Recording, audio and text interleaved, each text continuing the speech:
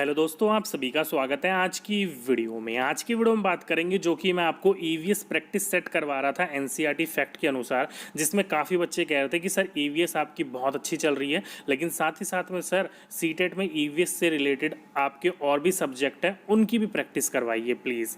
तो उसी से रिलेटेड आपको जल्दी ही एक मैथ्स पेडागोजी की मैराथन सेशन मिलेगा आपको, साथ ही साथ में हिंदी पेडागोजी की मैराथन सेशन मिलेगी, जिसमें आपको सारा का सारा एक ही टॉपिक में करवा दिया जाएगा। ओके, आज जो मैं आपको एक सीरीज स्टार्ट कर रहा हूँ मैथ्स की प्रैक्टिस सेट स्टार्ट कर रहा हूँ। जैसे कि हमने ईवीएस की स्टार्ट कर रखी है, वैसे ही मैथ की प्रैक्टिस सेट स्टार्ट कर रहा हूँ कि आपके मैथ्स में किस प्रकार के क्वेश्चन पूछे जाते हैं और उनको करने का तरीका ध्यान रखिएगा। तरीका तो एक बेसिक होता है, एक ट्रिक के साथ होता है, और हमें पेपर में किस चीज़ को अप्लाई करना होता है, ट्रिक को, कि जल्दी से जल्दी हम क्वेश्चन को कैसे सॉल्व कर सकते हैं। ओके, तो ये मैं आपको करवा रहा हूँ मैथ्स के जो क्वेश्चन पूछे जाते हैं आपके सीटेट एग्जाम्स में, उसका ये हमारा प्रैक्टिस सेट नंबर 1 है। वो भी ट्रिक के हिसाब से समझाऊंगा, ट्रिक के तरीके से करने की कोशिश करवाऊंगा आपको। ओके, ताकि आपको सारी की सारी चीज़ें कैसे समझ में आए, जल्दी और सही तरीके से आप सटीक आंसर निकाल सको, जिसमें हम इंपॉर्टेंट टाइप के अनुसार ध्यान रखिएगा, टाइप वाइज पढ़ेंगे। Type number 1, type number 2, type number 3, कुछ ऐसे करके आपके टाइप वाइज करवाऊंगा, ताकि आपकी सारी प्रैक्टिस हो सके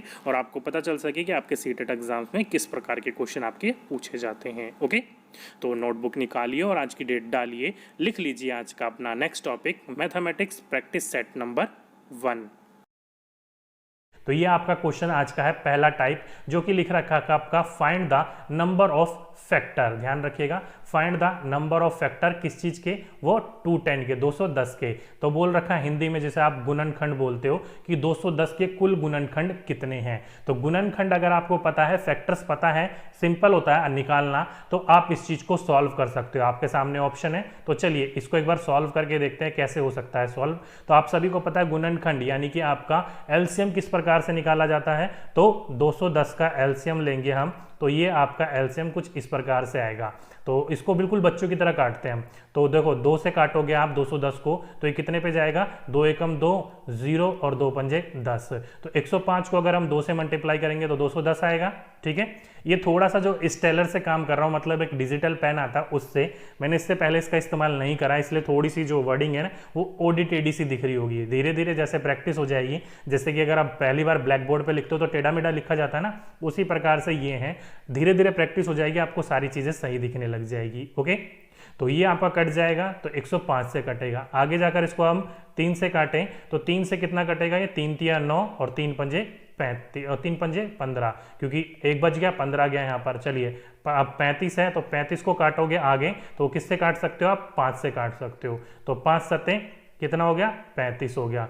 अब ये बचा कितना, 7, तो इसको काटेंगे हम 7 से, तो 7 एकम 7। तो देखो हमारे पास क्या आया, वो आया हमारे पास, देखो 2 इंटू 3 इंटू 5 इंटू 7, ये आया हमारे पास। ये इसको पूरा एलसीएम को सॉल्व करने के बाद तो 2 इंटू 3, 5 और 7 ये आया हमारे पास। लेकिन फैक्टर निकालने हैं, ध्यान रखिएगा क्या बोला इसने, गुणनखंड निकालने हैं। तो देखो 2 कितनी बार आया, वो 2 एक बार आया है, एक बार ही आया है, बाकी 2 तो है नहीं। जितनी बार भी आया ना उसका 1 ज्यादा करके लिख दो इसकी पावर। तो 2 एक बार आया तो हम इसको 2 पावर लिख देते हैं। 3 एक बार आया, इसकी भी पावर 2 लिख देते हैं। 5 एक बार आया, इसकी भी 2 बार लिख देते हैं। 7 एक बार आया, इसकी भी पावर 2 बार लिख देते हैं। ओके, जितनी बार भी आया हो ना उससे 1 ज्यादा करके लिख देना है हमें। दोबारा बताता हूं मैं आपको, 210 जो भी दे रखा है उसका आपको एलसीएम निकालना है। एलसीएम निकालने के बाद जो भी वैल्यू आएगी उसको बगल में लिख लो, जो भी उसकी पावर है। जैसे कि 2 एक बार आया हो तो उसको 2 लिख दो, 3 एक बार आया तो उसको 2 लिख दो, 5 एक बार आया तो 2 लिख दो, 7 एक बार आया तो 2 लिख दो। अगर यहीं पर ही 7, जैसे कि ये आपका कटता नहीं तो 7 एक बार और आ जाता, तो 7 यहाँ पर कितने हो जाते, वो 2 हो जाते। तो हम यहाँ पर 7 की पावर क्या लिख देते, 1 बढ़ाकर लिख देते, 3 लिख देते। ओके, अब क्या करना है आपको, जो भी हमने पावर लिखी है उसको आप मल्टीप्लाई कर दो। तो इनसे हमें कोई मतलब नहीं है, 2, 3, 5, 7 ये भूल जाइए। हमारे पास क्या क्या आया, वो 2 से आया, फिर 2, फिर 2, फिर 2। अगर आप इसको सॉल्व करोगे तो 2 दूनी 4, 4 दूनी 8 और 8 दूनी 16। तो नंबर ऑफ फैक्टर कितने हो गए, कुल गुणनखंड कितने हो गए, वो 16 हो गए।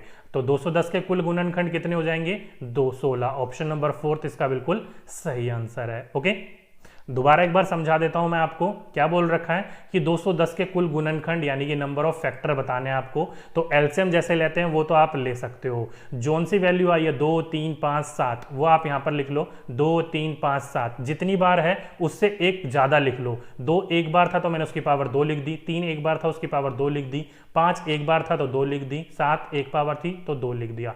जितना भी हो उससे एक ज्यादा लिख दो। अगर 5 3 बार था तो 4 लिख दो, अगर 5 5 बार हो तो एक ज्यादा लिखकर 6 लिख दो, और जितनी पावर है उन पावर को मल्टीप्लाई कर दो आपस में। तो यहां पर सबकी पावर 2 2 थी तो सबको मैंने मल्टीप्लाई कर दिया और आंसर क्या आ गया हमारा 16 आ गया। ओके, तो इस तरीके से आप निकाल सकते हो नंबर ऑफ फैक्टर, कुल गुणनखंडों की संख्या। ओके, पहला क्वेश्चन आपका इस तरीके से पूछा जाता है। इसी में आपका एक और क्वेश्चन पूछ लिया जाता है जो कि आपके सामने ये रहा। क्या बोल रखा है, देखो यहाँ पर अब क्वेश्चन चेंज कर दिया इसने। क्या बोल रखा है कि find the sum of factor बोल रखा है 210 का। क्वेश्चन वही है आपका कि यहाँ पर, लेकिन आपको यहाँ पर क्या निकालना है, गुणनखंडों का योग निकालना है। पहले आपको गुणनखंड निकालना था, अब इस बार आपको गुणनखंडों का योग निकालना है। ध्यान रखिएगा, जो चीज बोल रखी है उसी अनुसार से लिखेंगे हम। ओके, तो दोबारा अब इसका एलसीएम लोगे तो एलसीएम तो हमें अब वही पता है, लेकिन चलो दोबारा ले लेते हैं। हमें तो पता है 210 का एलसीएम किया, अभी तो लिया था हमने, ठीक है। दोबारा ले लेते हैं 210 का एलसीएम। तो 2 से काटोगे तो 105 आया था, फिर हमने 3 से काटा था तो कितना आया था वो, तो 3 3 9 और 3 पंजे 15, फिर हमने किससे काटा था 5 से, फिर 5 7 35 और फिर हमने किससे काटा था वो 7 से, ठीक है। ये आ गया था हमारा पूरा एलसीएम। अब यहाँ पर जो वैल्यू आई है जैसे कि 2 × 3 × 5 × 7, ये वैल्यू आई थी। अब यहाँ पर देखो इसने जो भी वैल्यू है ना उसकी पावर बढ़ाकर -1, जैसे ये है पूरा ये आया। अब कुल योग निकालना हमें, तो क्या करना है हमें, 2 की पावर, ध्यान रखिएगा जितना है उससे 1 बढ़ाकर लिखना है। 2 की पावर 2 लिख दी, इसमें से -1 कर दो। क्या बोल रखा है, जो मैं बोल रहा हूं वो ध्यान रखिएगा, ट्रिक है ये। 2 की पावर 2 लिख दो, यानी कि 1 ज्यादा लिखनी है आपको। 2 एक बार था तो हमने उसकी पावर 1 बढ़ाकर लिख दी, ठीक है। अपॉन में फिर क्या करो, दोबारा वही लिख दो जो संख्या है, 2 में से 1 घटा दो, ठीक है। आगे करो, आगे क्या बोल रखा है 3 की पावर क्या लिख दो 2, 1 बढ़ाकर, उसमें से क्या करो 1 माइनस कर दो, अपॉन में 3 - 1, फिर मल्टीप्लाई में 5 की पावर 2 है, 1 उसमें से घटा दो, अपॉन में क्या करो 5 - 1, फिर मल्टीप्लाई 7 की पावर 2 -1 अपॉन में 7 - 1, ऐसे कर लो, ठीक है। पूरी वैल्यू निकल ली। ध्यान रखिएगा गुणनखंडों का योग निकालने का तरीका ये, पहले हमने गुणनखंड निकालने सीखे, अब गुणनखंडों का योग निकालना सीख रहे हैं। अब देखो इसको सॉल्व करोगे तो 2 की पावर 2 है, तो 2 की पावर 2 करोगे मतलब 2 × 2 करोगे तो कितना हो जाएगा, ये 4 हो जाएगा और -1 हो जाएगा। 2 की पावर -1, बिल्कुल बच्चों की तरह करके दिखा रहा हूं मैं आपको। 3 तिया 9, 3 की पावर 2 है, 3 तिया 9, 9 - 1 अपॉन में 3 - 1, फिर मल्टीप्लाई में 5 की पावर 2 है तो 25 हो जाएगा, 5 × 5 = 25, -1 अपॉन में 5 - 1, गुना में 7 की पावर क्या है 2, 7 7 49, -1 अपॉन में 7 की पावर 1 -1। अब इन सबको सॉल्व कर दो, आपका आंसर आ जाएगा। 4 में से 1 गया, क्या आएगा 3, अपॉन में 2 में से 1 गया 1, मल्टीप्लाई में 9 में से 1 गया 8, अपॉन में 3 में से 1 गया 2, मल्टीप्लाई में 25 में से 1 गया तो कितना आएगा, वो आएगा 24, अपॉन में 5 में से 1 गया 4, मल्टीप्लाई में 49 में से 1 गया 48, अपॉन में 7 में से 1 गया वो आएगा 6। तो ये आपका पूरी की पूरी इक्वेशन आ गई इस पूरे के पूरे इक्वेशन को सॉल्व करने के बाद। अब देखो इसको आप काटोगे तो 2 चौक 8, 2 4 जा 8 हो जाता है। आप इसको काटोगे तो 6 चौक 24 होता है, कट जाएगा। और इसको आप काटोगे तो 6 के पाड़े में 48 आता है, बिल्कुल आता है। 8 6 48 यानी कि 6 8 48 हो जाएगा, ये भी कट गया।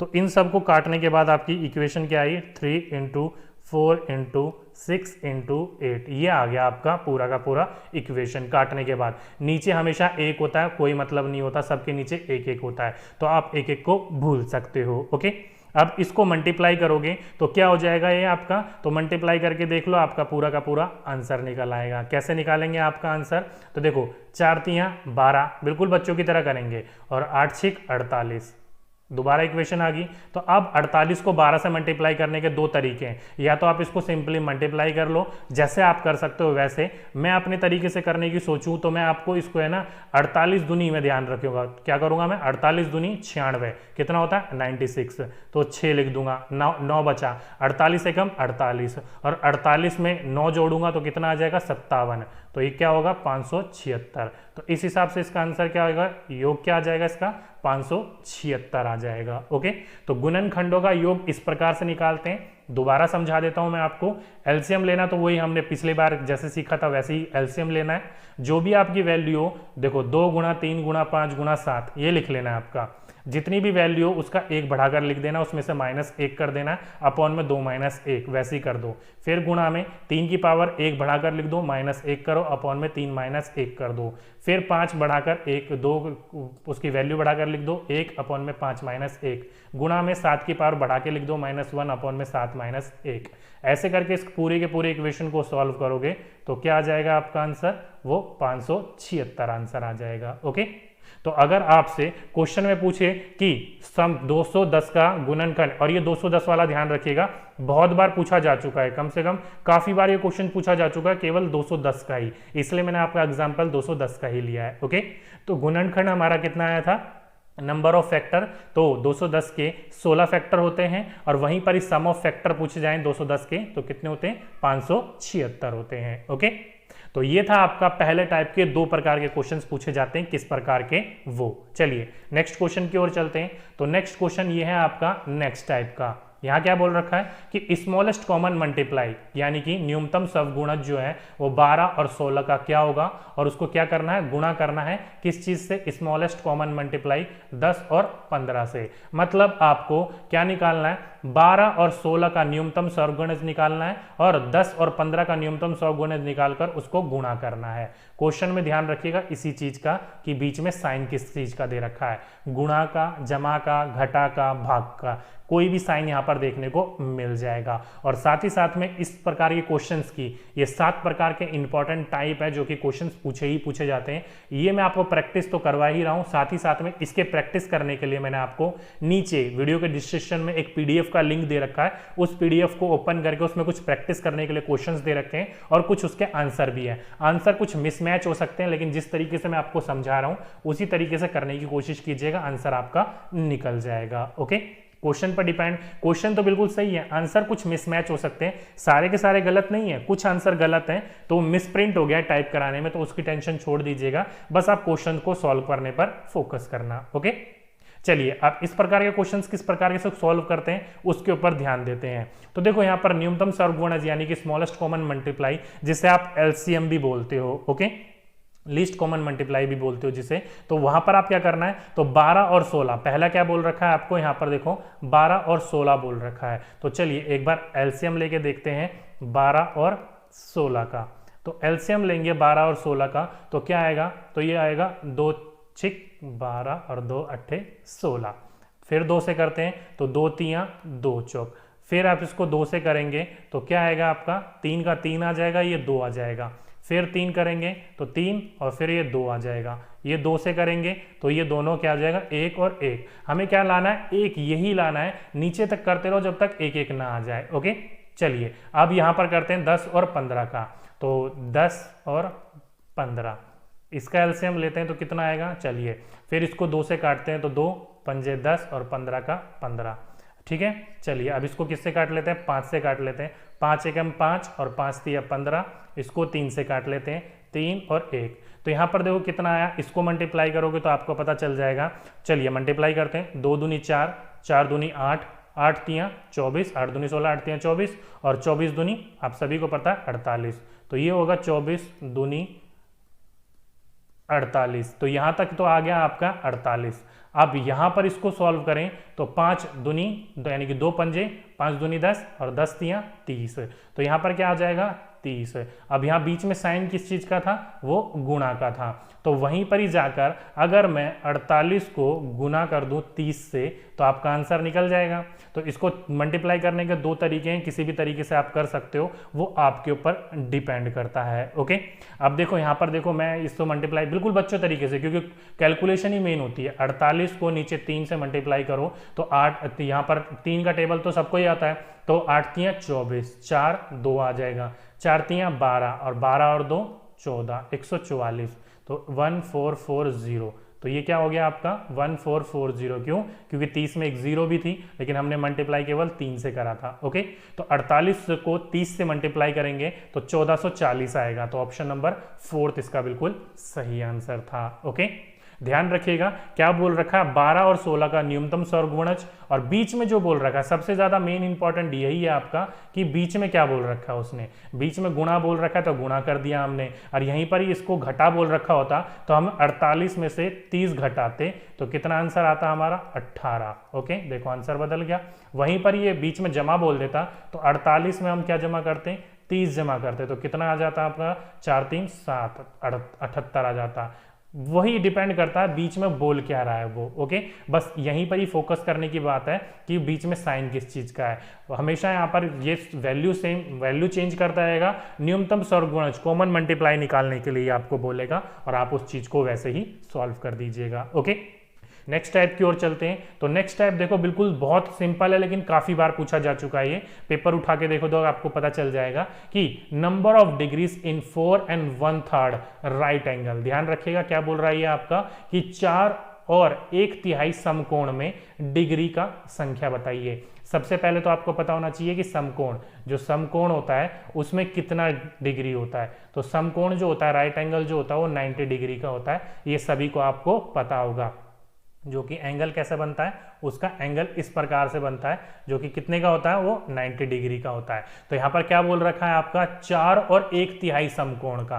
तो सबसे पहले 4 समकोण ले लेते हैं हम, क्योंकि 4 और 1/3 बोल रहा है। तो 90 को अगर हम 4 बार मल्टीप्लाई कर दें, क्योंकि 4 समकोण बोल रहा है वो, तो आपको पता चल जाएगा। तो 4 निम कितना हो जाता है 36, आप सभी को पता है 360। तो 4 समकोण कितने हो जाएंगे 360 डिग्री हो जाएगा। और 1/3 समकोण, तो 90 का अगर हम 1/3 कर दें तो आंसर आ जाएगा। तो 3 तिया 9 और 30, तो 1/3 90 का 1/3 कितना हो जाता है, वो 30 हो जाता है। आप सभी को मैंने सॉल्व करके भी दिखा दिया। तो 360 में अगर हम 30 जोड़ेंगे तो कितना आ जाएगा, तो 390 आ जाएगा। तो 4 और 1/3 समकोण की वैल्यू कितनी आ जाएगी, 390 डिग्री आ जाएगी। मतलब ऑप्शन नंबर 2 इसका बिल्कुल सही आंसर था।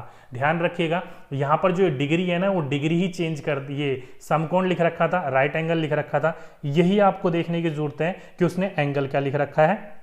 और साथ ही साथ में यहाँ पर क्या लिख रखा है 4 और 1/3। अब यहाँ पर 1/3 की जगह यहाँ पर आधा लिख देता तो हम 90 का क्या करते, आधा करते। यानी कि 90 का अगर हम आधा करेंगे तो 90 को काटेंगे तो कितना आएगा 45। 1/3 की जगह पर हमने यहाँ पर क्या कर दिया, 1/2 मतलब आधा कर दिया। अब यहीं पर ही 90 का ये क्या कर देता, 1/5 कर देता, 1/5 कर देता, तो हम 90 का 1/5 काटते। वहीं पर ही हम 90 का ये 1/9 कर देता तो हम 90 का 1/9 काटते। ओके, तो डिपेंड रखिएगा कि वो 1/3 बोल रहा है, 1/2 बोल रहा है, क्या बोल रहा है। ओके, यहाँ पर 4 5 6 कुछ भी बोल सकता है, तो उसी अनुसार से। तो 90 हम 4 बार डिग्री लेंगे तो 360 आ जाता, इसलिए 3 को प्लस करा तो 390 आंसर हमारा बिल्कुल सही आंसर था। ओके, और साथ ही साथ में यहाँ पर समकोण था। अब समकोण के अलावा क्या क्या दे रखा है उसके ऊपर डिपेंड करता है आपका। जैसे कि मैंने आपके लिए यहाँ पर कुछ क्वेश्चंस, कुछ फिगर बना रखे हैं। देखो क्वेश्चन तो आपका वही है, 4 और 1/3 समकोण में डिग्री की संख्या क्या है। अब यहाँ पर देखो कुछ एंगल मैंने आपके लिए बना रखे हैं और इस एंगलों से कई बार क्वेश्चंस पूछे जा सकते हैं। किस किस से पूछे जा सकते हैं वो मैं आपको बता देता हूँ। पहला देखिए एक्यूट एंगल है, जिसे आप हिंदी में न्यून कोण भी बोलते हो। एक्यूट एंगल जो होता है 90 डिग्री के बाद, यानी कि 90 डिग्री के बाद जितने भी एंगल बनते हैं वो सारे के सारे एक्यूट एंगल कहलाते हैं। 90 डिग्री, जैसे कि ये अगर हम मैं यहाँ से एक लाइन खींच दूं तो ये क्या हो जाएगा 90 डिग्री हो जाएगा। इसके नीचे जितने भी डिग्री बनेंगे, जितने भी एंगल बनेंगे वो सारे के सारे क्या कहलाएंगे, एक्यूट एंगल कहलाएंगे, मतलब न्यून कोण कहलाएंगे। तो यहाँ से क्वेश्चन तो पूछे जाने का चांस है नहीं, क्योंकि एक्यूट एंगल करके पूछ लिया जाएगा तो तो वो आपको डिग्री भी बताएगा, तभी आपको पता चल पाएगा कि कौन सा एक्यूट एंगल है। ये 45 डिग्री है, 40 डिग्री है, 62 डिग्री है, 72 डिग्री है, कितने डिग्री का एक्यूट एंगल है। ओके, उसी प्रकार से राइट एंगल यानी कि समकोण, ये फिक्स होता है 90 डिग्री ही होता है, इसलिए समकोण से ज्यादातर क्वेश्चंस देखने को मिलते हैं। ओके, तीसरा निकल के आता है आपका एप्ट्यूस एंगल। एप्ट्यूस एंगल को क्या कहा जाता है? अधिकोण कहा जाता है। अधिकोण भी आपका वो कोण होता है जो कि आपका 90, जो कि यहाँ अगर मैं यहाँ से एक लाइन खींच दूं तो ये क्या कहलाएगा? आपका 90 डिग्री कहलाएगा। 90 डिग्री से लेकर 180 तक जो भी आपके एंगल होते हैं वो सारे के सारे क्या होते हैं? मतलब इस तरफ वाले, वो सारे के सारे क्या होते हैं? वो एप्ट्यूस एंगल होते हैं। तो एप्ट्यूस एंगल से भी क्वेश्चंस पूछे जाने के चांसेस नहीं है, क्योंकि अगर आपको एप्ट्यूस एंगल दे रखा होगा तो आपको ये भी बताएगा कि कौन सा एप्ट्यूस एंगल है। 90 के बाद जितने भी एंगल बनेंगे वो सारे के सारे एप्ट्यूस बनेंगे। ओके, चाहे वो 110 हो, 130 हो, 135 हो, 140 हो, जितने भी हो वो सारे का सारा आपको एंगल बताना पड़ेगा, उसको डिग्री बतानी पड़ेगी। अगर वो डिग्री बता देगा तो क्वेश्चन तो वहां पर सिंपल ही हो गया। ओके, जैसे यहाँ पर समकोण लिख रखा है, समकोण कितने का होता है? 90 डिग्री का पता होगा तभी तो सॉल्व करेगा बच्चा, तो एप्ट्यूस से भी पूछे जाने के चांसेस कम है आपके। ओके, नेक्स्ट की ओर चलें तो नेक्स्ट वाला क्या है यहाँ पर? वो है आपका स्ट्रेट एंगल, यानी कि आपका जिसको आप हिंदी में क्या बोलते हो? सीधा कोण बोलते हो, जो कि कितने का होता है? वो 80 डिग्री का होता है। कितने का? 180 डिग्री का। तो यहां से क्वेश्चंस पूछे जाने के चांसेस हैं। अगर आपसे पूछा जाए कि सीधा कोण, अगर मैं यहां पर समकोण की जगह पर सीधा कोण लिख देता तो यहां पर हम 90 से मल्टीप्लाई नहीं करते, कितने से मल्टीप्लाई करते? 180 से मल्टीप्लाई करते, क्योंकि सीधा कोण यानी कि स्ट्रेट एंगल जो होता है वो कितने का होता है? 180 का होता है। ओके, जो डिग्रियां बता रहा हूं वो ध्यान रखिएगा। एक राइट एंगल से क्वेश्चंस पूछा जा सकता है, एक स्ट्रेट एंगल से पूछा जा सकता है।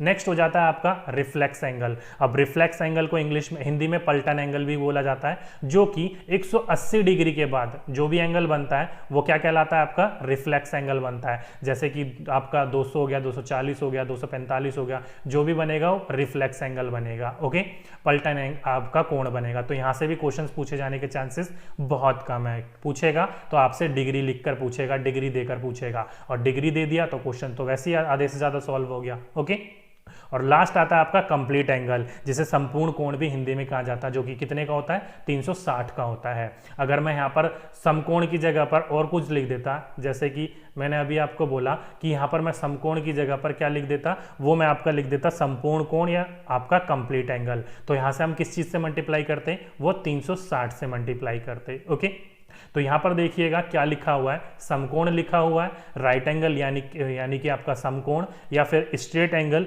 जिसे सीधा कोण, या फिर कंप्लीट एंगल जिसे संपूर्ण कोण भी कहा जाता है। इन तीनों को ज्यादा चांसेस है यहां पर पूछे जाने का, जो कि आपका राइट एंगल 90 डिग्री का होता है, स्ट्रेट एंगल 180 डिग्री का होता है, और कंप्लीट एंगल 360 डिग्री का होता है। ओके, और बाकी जो यहाँ पर लिखा होगा वो 4, 1/3, 1/5, 5, 6 कुछ भी लिखा हो, आप उसी से उस चीज को मल्टीप्लाई कर दो। जैसे कि आपका यहाँ पर समकोण की जगह पर ये मान लो कि आपका स्ट्रेट लाइन लिखा हुआ है। ओके, सीधा कोण लिखा हुआ है, तो सीधे कोण को हम क्या करेंगे? 180 डिग्री का होता है सीधा कोण।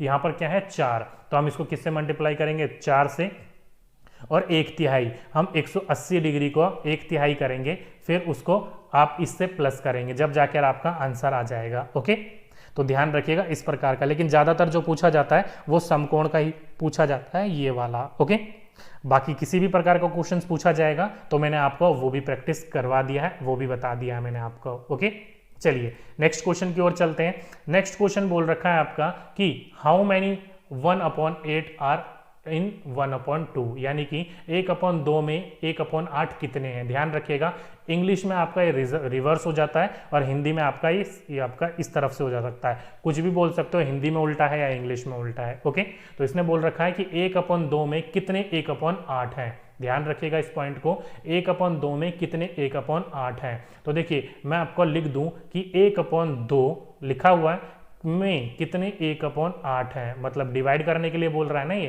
कि 1/2 में 1/8 कितने हैं, या 1/5 में 1/6 कितने हैं, कुछ भी देकर लिख सकता है आपको। तो इस प्रकार से आपको सॉल्व करना है कि 1/2 ऊपर लिखना है और उसके नीचे 1/8 लिख देना है। और ये आप सभी को पता है जब कैलकुलेशन सॉल्व करते हैं तो सबसे नीचे वाली वैल्यू जो जाती है वो सबसे ऊपर जाती है, और ऊपर वाली वैल्यू जाती है वो यहाँ जाती है। ओके, सबसे नीचे वाली वैल्यू ऊपर जाएगी, ऊपर वाली वैल्यू यहाँ जाएगी। तो इस हिसाब से आप मल्टीप्लाई करोगे तो 1 × 8 ऊपर चला जाएगा और उसके नीचे आ जाएगा 2 × 1, यही होगा। इसको सॉल्व करोगे तो आपका 8 आएगा और नीचे 2 आएगा। अब हम इसको सॉल्व करेंगे तो 2 चौक 8 होता है, यानी कि 4 आपका आंसर इसका बिल्कुल सही आंसर हो जाएगा। तो इस हिसाब से इसका आंसर क्या होगा 1/4, ऑप्शन नंबर फर्स्ट इसका बिल्कुल सही होगा 4। ओके, अब यहीं पर ये आपसे ये पूछ लेता कि 1/5 में कितना 1/6 है। क्या क्वेश्चन है कि 1/5 में कितना 1/6 है, ये बोल रखा है, या 2/6 मान लो इसको। तो सबसे नीचे वाला आपका सबसे ऊपर जाएगा और ये 2 आपका नीचे जाएगा। तो 6 कम 6 हो गया और 5 दूनी 10 हो गया। इसको काटोगे आप तो 2 तियां और 2 पंजे 10 हो गया। तो आंसर क्या निकल के आया आपका 3/5। ओके, तो ध्यान रखिएगा पूछा क्या है उसने कि आपका कितने में कितना है। 1/2 में अगर 1/8 पूछा है तो ऊपर तरीके से, बाकी नंबर चेंज होते रहते हैं, नंबर के हिसाब से देख लीजिएगा कि किस प्रकार से क्वेश्चन आपका पूछा जा चुका है। ओके, चलिए नेक्स्ट क्वेश्चन, नेक्स्ट टाइप की ओर चलते हैं। इंपॉर्टेंट टाइप है और ये सारे के सारे प्रैक्टिस एक एक क्वेश्चंस करवा रहा हूं मैं आपको, और उससे रिलेटेड जितने क्वेश्चंस बन सकते हैं वो भी करवाते हुए चल रहा हूं। प्रैक्टिस करने के लिए नीचे डिस्क्रिप्शन में मैंने दे रखे हैं वीडियोस, मतलब पीडीएफ, उसको जरूर प्रैक्टिस करके देखिएगा। ओके, नेक्स्ट क्वेश्चन बोल रखा है कि what time is 4 hours 59 minutes before 2:58 PM, यानी कि 2:58 से 4 घंटे 59 मिनट पहले क्या समय है। अब समय से रिलेटेड बहुत इंपॉर्टेंट क्वेश्चंस पूछे जाते हैं अगर आपने देखा होगा तो। ओके, अब इसको सॉल्व करने का देखो बिल्कुल बच्चों की तरह बताऊंगा, कैलकुलेशन भी आपका, क्योंकि यहाँ पर बच्चे कैलकुलेशन बहुत गलत करते हैं। तो सबसे पहले तो आपको ये ध्यान रखना है कि ये AM है कि PM है। ओके, जब भी आपको ये PM दिखे, AM दिखे तो छोड़ दो, अगर जब भी आपको PM दिखे तो आपको क्या करना है, उसको 24 आवर्स में चेंज कर देना है। जैसे कि 12 के बाद 1 बजता है ना, लेकिन हम 12 के बाद क्या बजाएंगे 13, 13 के बाद 14। ओके, ऐसे कर देंगे 24 आवर्स में। तो यहाँ पर देखो क्या लिख रखा है 2:58 PM, तो 2:58 को 12 बजे के बाद 2 घंटे बाद बजता है, तो 12 2 14, तो मैं 2:58 को 14:58 लिख सकता हूं, बिल्कुल लिख सकता हूं। ठीक है, हमने यहां पर क्या चेंज कर दिया, इसको 2:58 को 24 घंटे वाले वैल्यूज में चेंज कर दिया, 2:58 को 14:58 लिख दिया। अब यहां पर क्या पूछा इसने कि 4 घंटे 59 मिनट पहले क्या समय था, तो वही आपका इसमें से माइनस कर दो, 4 14 यानी घंटे घंटे के नीचे लिखो और मिनट मिनट के नीचे लिखो। ओके, तो यहां पर क्या बोल रखा है इसने 14 घंटे 58 यानी कि 2:58 पर उससे 4 घंटे 59 मिनट पहले क्या समय था। तो इसमें से अगर आप ये माइनस कर दोगे तो आंसर आ जाएगा, लेकिन आप सभी को पता है 58 में से 59 तो नहीं कट सकता, तो आप इसको काटने के लिए क्या करना पड़ेगा, इसको इससे हासिल देना पड़ेगा, वैल्यूज देनी पड़ेगी। तो लेकिन ये ध्यान रखिएगा ये घंटों में है और ये मिनट में है। तो घंटे में कितने, 1 घंटे में कितना मिनट होता है 60 मिनट होते हैं, आप सभी को पता है कि 1 घंटे में 60 मिनट होता है। तो यहां से ये 1 नहीं दे सकता, देगा तो हमेशा 60 देगा। क्यों, क्योंकि ये घंटा है ये मिनट है, देगा तो इसको ये मिनट ही तो दे सकता है, और मिनट कितने होते हैं 60। तो हमने इसमें से 60 मिनट इसको दे दिए, तो 60 और 58 को हम प्लस करेंगे तो कितना आ जाएगा, लेकिन हमें प्लस करने की जरूरत नहीं है। क्यों, क्योंकि ये कैलकुलेशन ज्यादा बड़ी हो जाएगी। देखो 58 है, 58 यहाँ का, इसमें से एक 58 कट जाता है, बचा 1, 60 में से 1 गया तो कितना बचा 59। ठीक है, अब दोबारा काट के देखोगे तो यही आएगा। अगर हम इसको पहले प्लस करते तो हमारा टाइम वेस्ट होता, हमें टाइम बचाना है। ओके, तो 58 में से 58 काट दिया, इसमें से 1 बचा था, 60 में से 1 घटा दिया, 59 बचा। ठीक, कट गया। चलिए अब आगे चलते हैं। यहां पर देखो 14 ने 1 घंटा यानी कि 60 मिनट इसको दे दिया था, तो यहाँ पर कितना बचेगा, अब ये 14 यहाँ पर घंटे ना होकर अब ये कितना बचेगा 13 घंटे, क्योंकि 1 घंटे तो इसने इसको दे दिया था 60। तो 13 में से अगर हम 4 घटाएंगे तो कितना बचेगा, तो ये बचेगा 13 में से 4 गए तो 9 बचेगा। ओके, तो ये 9 यहाँ पर आएगा। अब यहाँ पर देखो कि समय क्या होगा, ये AM होगा कि PM होगा, ये तो पता चल गया आपको कि 9:59 बज रहे होंगे, लेकिन ये AM है मतलब सुबह का है कि दोपहर का है यानी कि PM है। तो सबसे पहले देखो यहाँ पर क्या बोल रखा है PM है, और उसने पूछा क्या है कि 2:58 से 4 घंटे पहले क्या समय होगा, मतलब हमें PM से AM की तरफ ले जा रहा है, पहले ले जा रहा है, बाद में नहीं ले जा रहा। ओके, तो 2 से पहले 1 बजेगा, 1 से पहले 12 बजेंगे, 12 से पहले 11 बजेंगे, 11 से पहले आपका 10 बजेगा, 10 से पहले 9 बजेगा। तो उस हिसाब से ये आपका समय क्या हो जाएगा, वो 9:59 AM हो जाएगा। क्या हो जाएगा आपका AM हो जाएगा। तो 9:59 AM कहां पर है, तो ऑप्शन नंबर 4 इसका बिल्कुल सही आंसर होगा। ओके, ध्यान रखिएगा, दोबारा समझने की कोशिश कीजिए कि यहां पर देखो वैल्यू क्या थी, वो थी आपकी 258। क्या थी? 258। इसको हमने चेंज क्या कर दिया 24 घंटे वाले में, यानी कि 1458 लिख दिया हमने इसको। ओके, अब इसमें से 4 घंटे 59 मिनट पहले पूछा था, तो घंटे के नीचे घंटा लिखेंगे और मिनट के नीचे मिनट लिखेंगे। ओके, और आप सभी को पता है 4 में से 5 तो घटा नहीं सकते, वैसे ही 58 में से 59 घटा नहीं सकते, तो इसलिए आपने 14 ने इसको क्या दिया, हासिल दे दिया। लेकिन 14 घंटों में था और ये मिनट में था, तो घंटा वाला जो है वो मिनट में कैसे दे सकता है आपका, इसलिए उसने अपने आप को क्या दे दिया, उसने पूरा का पूरा 60 मिनट दे दिए। हमेशा जब भी हासिल देगा ना वो 60 मिनट ही देगा, उससे कम नहीं दे सकता, उससे ज्यादा नहीं दे सकता। ओके, तो इसने 60 मिनट दे दिया, तो 60 में से अगर हम 59 घटा देंगे तो 1 बचेगा यहाँ पर, और 1 और 58 कितना हो जाएगा, 59। बस यही प्लस माइनस करने की वाली बात है, बाकी सारी चीजें सही हो जाएंगी। ओके, अब 14 ने 1 इसको हासिल दिया था, तो कितना बचा यहाँ पर, 13 बचा, और 13 में से हम अगर 4 घटाएंगे तो कितना बचेगा, 9 बचेगा, और वो कब का होगा, वो सुबह का 9:59 हो रहे होंगे। ओके, AM हो रहे होंगे। आपको अगर ऑप्शन में देखोगे तो AM और PM दोनों दिखेंगे, देखो सेकंड ऑप्शन दोनों दिखेंगे। वहीं पर ही आपको कंफ्यूज करने की बात है कि जल्दी जल्दी में बच्चे AM PM नहीं देखते और 9:59 पर लगाकर आ जाते हैं और आंसर वहां पर गलत हो जाता है और नंबर आया नंबर कट जाता है आपका। ओके, तो ये ध्यान रखिएगा AM है कि PM है।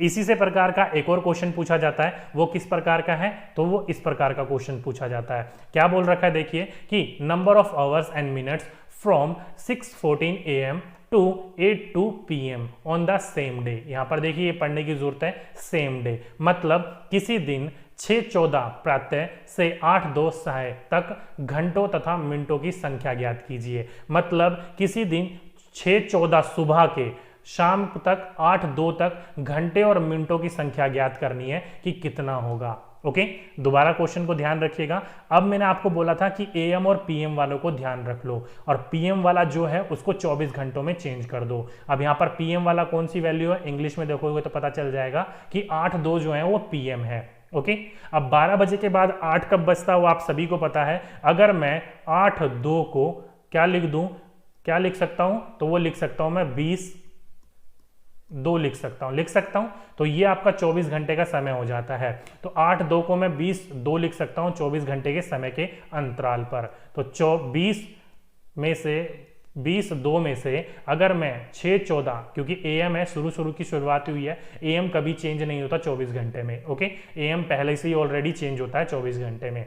तो इसमें से अगर मैं 6:14 यानी कि घंटे के नीचे घंटा लिख दिया और मिनट के नीचे मिनट लिख दिया, तो इसमें से अगर मैं माइनस कर दूं तो आपका आंसर निकल आएगा। तो देखो दोबारा 2 में से 14 तो मैं घटा नहीं सकता, तो क्या करूंगा मैं यहां से इसको हासिल दूंगा, और कितना देगा ये 60 हासिल देगा, और 60 और 2 कितना हो जाएगा 62। अब इसमें से अगर हम 62 में से 14 को घटाएंगे तो आंसर आपका निकल आएगा। तो दोबारा बच्चों की तरह घटाते हैं हम, 6 में से हासिल दिया इसको 62, यानी कि 62 था ये, तो इसको हम 62 लिख लेते हैं। ठीक है, इसको हटा देते हैं। अब 6 ने इसको हासिल दिया तो ये बन गया 12, और 12 में से 4 गए तो बचा 8।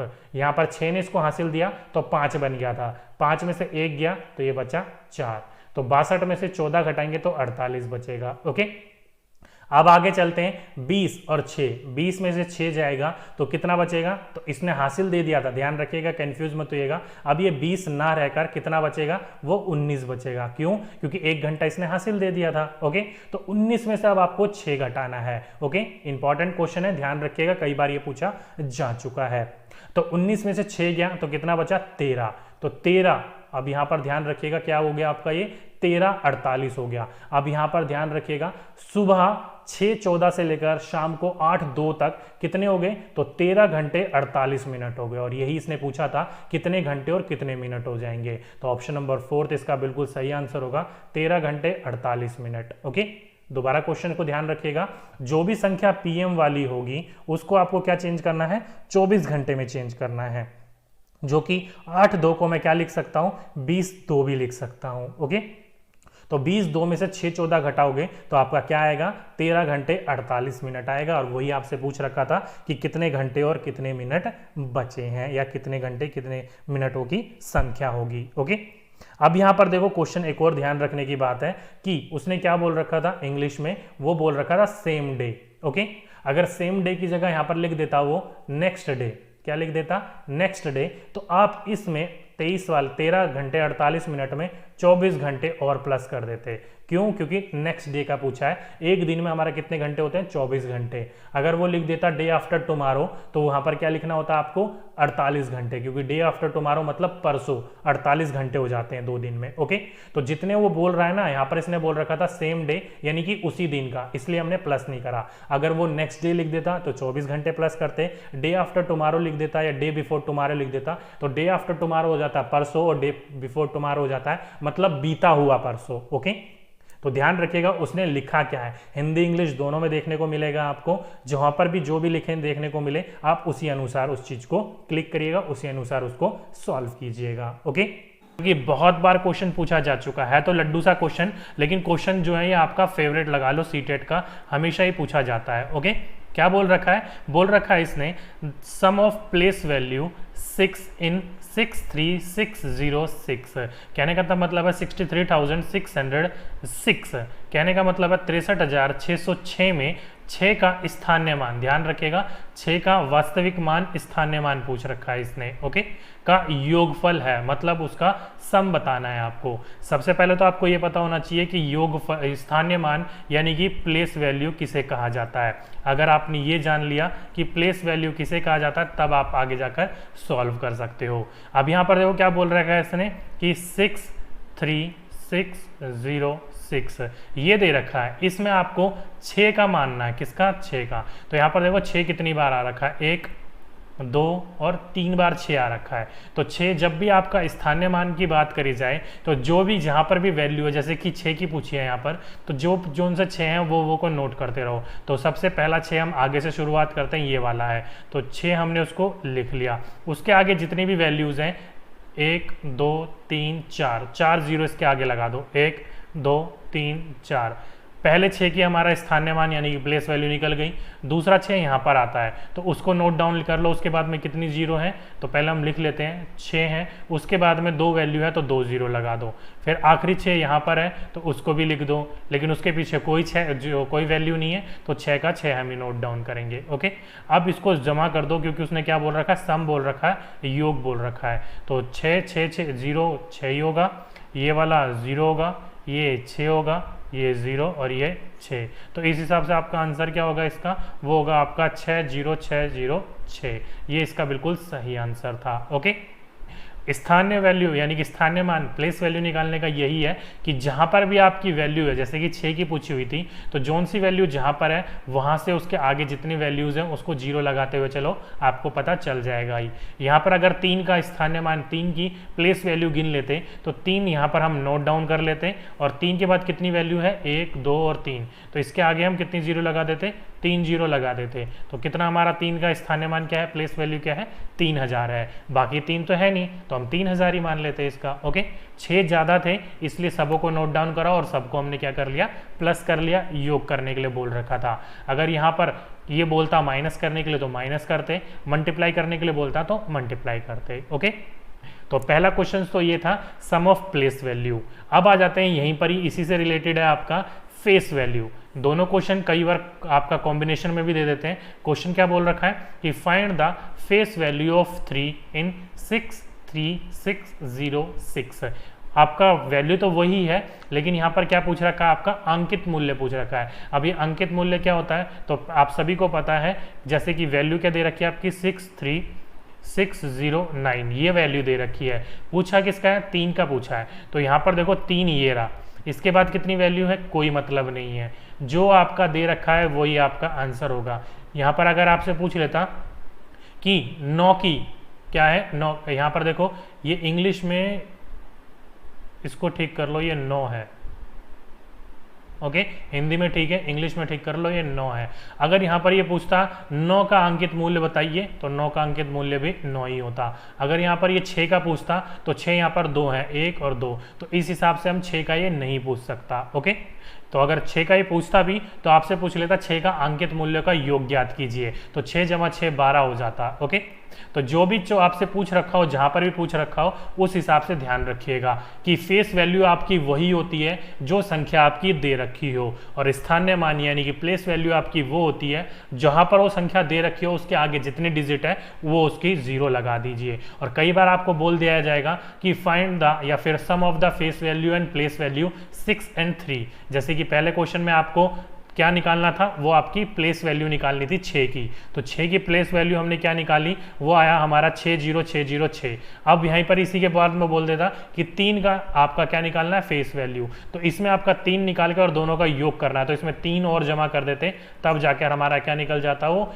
Face value and place value को दोनों जमा करके निकाल लिया जाता। मेन प्रोबेबली आपको यहाँ पर यह समझना है कि स्थानीय मान क्या होता है और अंकित मान क्या होता है। ओके, अब तक आपको पता चल गया होगा। प्लेस वैल्यू में जो भी डिजिट दे रखी हो उसके पीछे जितनी भी डिजिट है उतनी 0 लगा दीजिए, और फेस वैल्यू में आपका वही रहेगा जो डिजिट दे रखी है, चाहे वो कहीं पर भी हो, कितने भी उसके पीछे डिजिट हो, कितनी भी उसकी डिजिट आगे हो, डिजिट हो या ना हो, उसका वही मान रहता है जो वहाँ पर होता है वो। ओके, जैसे कि इसमें 3 आपका दे रखा है आपका 3000 पर, लेकिन उसका जो फेस वैल्यू होगा वो 3 ही होगा। ओके, चलिए नेक्स्ट क्वेश्चन की ओर चलते हैं। नेक्स्ट क्वेश्चन में देखो क्या बोल रखा है इसने, नेक्स्ट क्वेश्चन में बोल रखा है कि in the product of 37599573 the sum of 10 digit and unit digit, यानी कि ये आपकी संख्या दे रखी है जिसमें गुणनफलों में दहाई अंक और इकाई अंक का योग ज्ञात करना है। ध्यान रखिएगा, योगफल ज्ञात करने के लिए बोल रखा है। तो सबसे पहले तो आपको दहाई अंक इकाई अंक निकालना होगा, 10 डिजिट और यूनिट डिजिट निकालना होगा। ओके, तो यहाँ पर वैल्यू क्या दे रखी है, तो वैल्यू दे रखी है इसने 3, 7, 5 और 9। अब इसको मल्टीप्लाई करना है हमें 9, 5, 7 और 3 से, इससे मल्टीप्लाई करना है, और जो भी वैल्यू आएगी आप सभी को पता है 1s 10s ये होती है। यूनिट डिजिट 1 और 10 को 10 ही कहेंगे, इकाई और दिहाई करेंगे, मतलब लास्ट की 2 जो वैल्यू होगी ना हमें वो निकाल कर उसको प्लस करना है। तो सबसे पहले हम मल्टीप्लाई कर लेते हैं, यहाँ पर क्या हो जाएगा आपका 3 निम 27 होता है, आप सभी को पता है, 7 लिख लिया, 2।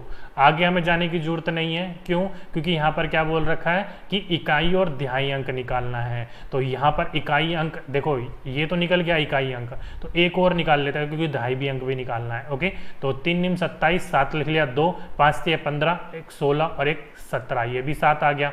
अब नीचे मल्टीप्लाई कर लेते हैं, अब 7 को 9 से, क्योंकि सेकंड डिजिट आ जाएगी, मल्टीप्लाई तो सभी को आता ही होगा, तो 7 निम 63, तो 63 का हम 3 लिख लेंगे और 6 हासिल कर लेते हैं, बस इससे आगे जाने की जरूरत नहीं है। तो यहाँ पर देखो 7 का 7 उतरेगा और 7 और 3 10, 1 आ जाएगा इधर, हमें उससे कोई मतलब नहीं है। अब देखो इकाई अंक क्या है 7 और दिहाई अंक क्या है 0, यही बोल रखा था कि दिहाई अंक और इकाई अंक का क्या निकालना है, योगफल निकालना है। तो इकाई अंक आ गया आपका 7 और दिहाई अंक आ गया आपका 0। अगर हम इन दोनों को प्लस करते हैं तो कितनी वैल्यू आती है, 7 ही वैल्यू आती है। तो आपका आंसर क्या होगा, 7 होगा। तो इस हिसाब से आंसर क्या है इसका, ऑप्शन नंबर 4 इसका बिल्कुल सही आंसर होगा। ओके, समझने की कोशिश कीजिएगा क्या बोल रखा है इसने कि 3 7 5 9 को गुणा करना है 9 5 7 3 से। अब हमको पूरे के पूरे को गुणा करने की कोई जरूरत नहीं है, क्योंकि क्वेश्चन में इसने बोल रखा है दहाई अंक और इकाई अंक, 10 डिजिट और यूनिट डिजिट हमें पता करनी है। तो ये होता है आपका इकाई अंक, फिर दहाई अंक, फिर इकाई अंक, फिर दहाई अंक।